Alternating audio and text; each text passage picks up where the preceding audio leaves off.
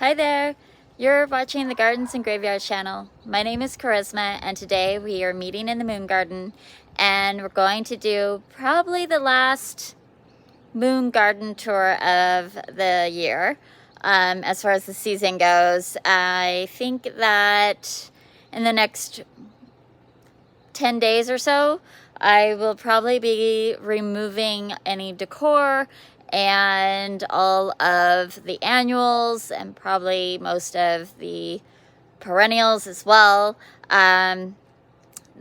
This garden is in full shade in the winter time, and the sun is getting lower and lower in the sky as fall comes on. I'm going to get the camera turned around and show you, but it is 2 o'clock in the afternoon and it is in complete shade. There's little sun on my face because I'm standing close to the house and there's sun peeking right over the roof of the house, but the garden itself behind me is not in sun.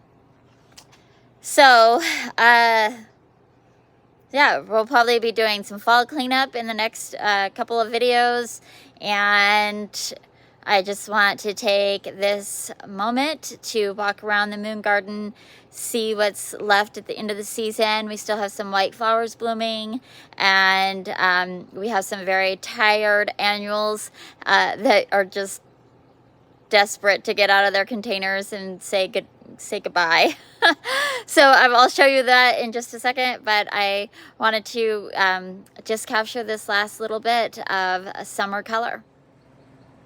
All right, so we're standing up here on the deck, and I just wanted to show you as a side note why our greenhouse is right there.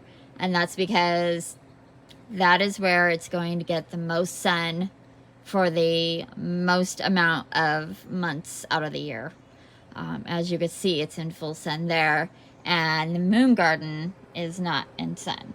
So the deck never gets a whole lot of sun. That's why I'm able to grow the geraniums and pansies up here all summer long. We still have some white geraniums. We have some white pansies, violas. They're very leggy though.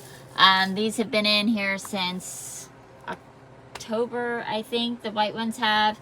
The geraniums, so I'll be able to cut back, and it's kind of a hit or miss if they make it over winter or not. Sometimes we don't get cold enough for them to die off, and sometimes we do. Then stepping down into the moon garden, we have this was in full shade an hour ago, so at 1 o'clock it was in full shade. Now it's 2 o'clock, it's got sun, and the sun's, gonna go behind the house to the west. So it'll probably get maybe an hour and a half of sun. You could see this side is already starting to get into shade. So these snapdragons are not long for the world, but I'm still enjoying them while I can. I am hoping that there's enough on here that I might be able to collect my own seeds from them this year. That's my goal. Our Super Tunia Indigo is definitely tired and done with its life. You can see it's just kind of getting crispy. It's super leggy, and it's not getting hot in the daytime, so the blossoms aren't opening all the way. No, there's still a few, and it still has a little bit of color, but it's pretty darn sparse. Right below the snapdragons, I have Pearly Everlasting. We did quite a bit of cleanup in those when we did our flower arrangements last week, but the rest of these I will leave and let them go to seed and reseed themselves around in this area. Up here in this container, I have Barcopa and the Surefire Begonia. This is the white. It is like it's bronzing. I don't know if this is like their fall color, kind of getting this bronze opposed to a deep red. Like, excuse me, like this really dark red. Like shadow it here. So it's usually like this really dark red, and now it's getting this like orangey bronze. That might be a fall color, I'm not sure. These are perennials in our area, so my goal is to cut them back and plant them out somewhere else where they're not in such a shallow container over the winter. The Bacopa will cut back. It's also getting a lot of its fall color on there. It still has a little bit of bloom left. This container has outgrown itself. These are Siberian irises, which I will transplant out. And heuchera I will transplant out this year as well. These are the pansies that we planted in that container last fall in October. They looked so good this spring that I went ahead and put them in a container. And here they are, just continuing to bloom and looking pretty good. It's well shaded underneath here. This is the third Cleome that has bloomed in this container. So I'm pretty happy with that container. Then we have the white pincushion flower. It's thrown off some blooms still. So we'll just keep watching that grow.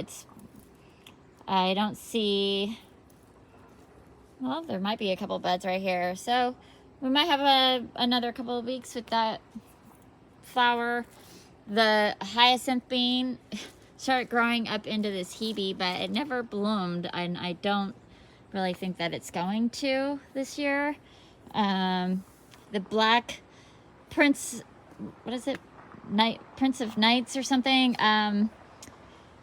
Pincushion flower is also pretty much done, and I just wanted to share this with you. If you wonder why I don't leave seed heads on my plants for winter interest, it's because we get so wet. This is mold. Do you see that? Do you see that like dust? That's mold. And that's what my seed heads do when you leave them on there. So when we have flowers like black-eyed Susans,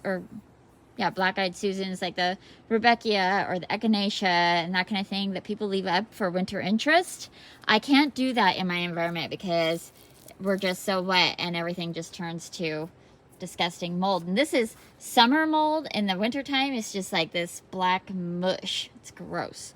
So that's why I do a thorough cleanup in the fall. These are the Blue Moon mini vistas, or no, they're calibrachoas, super bells. Looking absolutely beautiful. The flowers are just absolutely gorgeous. It is getting leggy and it is the end of the season, but I will, enjoy these blossoms for as long as I can. Of course, the Himalayan honeysuckle has come over this little partition. I mean, mostly it's all on that side, but there's a few just kind of over on this side, lending to the garden a little romance. I just love them. They're so beautiful. Super fun. And then this container is mostly annuals, and you can see that it is getting a little tired.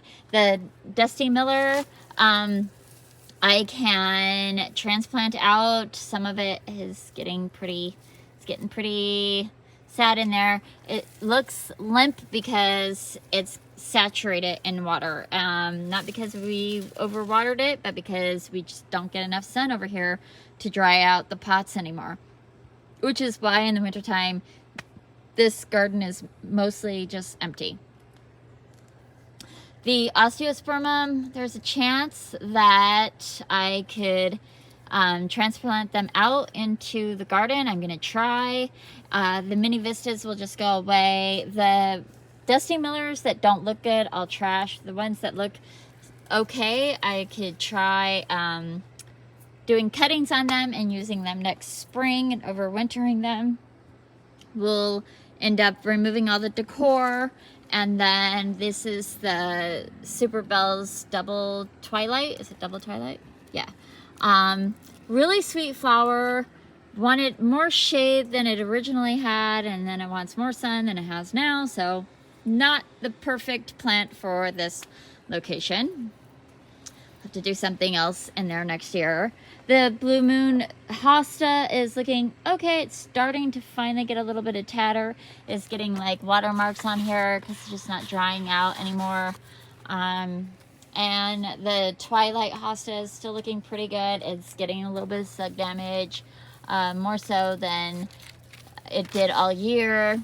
That's okay, because hostas will be quickly failing the garden here soon. More Barcopa. The guara came up, kind of squirrely, but it came up and it's blooming. We'll probably transplant this out. It wants a lot more sun than it gets in this location. It was just in this pot and I left it, and it did okay, but not great. So I'll probably pull it out and put it somewhere else this fall.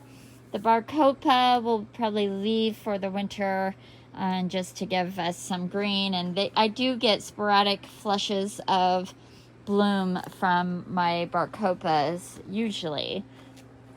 And then I was gonna just kind of check out this azalea, because they're supposed to bloom in the fall as well as the spring. This is supposed to be one of those that does that. I'm not seeing any indication of that, but we just planted it this spring and I'm seeing a lot of earwig damage. So that's something that I am struggling with in this garden. Well, my whole garden as a whole, I've got a lot of earwig population. So that's something that I'm going to be addressing here. It is fairly easy to get your earwigs under control in the fall, more so than any other time of year, just by environmental control. So I'll be working on that, and I'll bring you along on my journey in doing so. But for now, I just wanted to share with you what the garden is looking like. I will point out the lilac behind me is in full leaf and looking better than it has in other summers. I've had a lot of leaf burn on there before.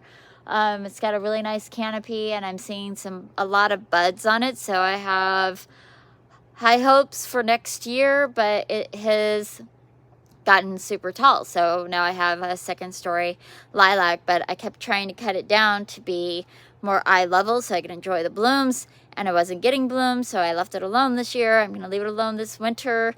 I might go through and, you know, just thin it out a little bit just to make sure that there's no crossing branches, dead branches, damaged branches, that kind of thing in the winter time.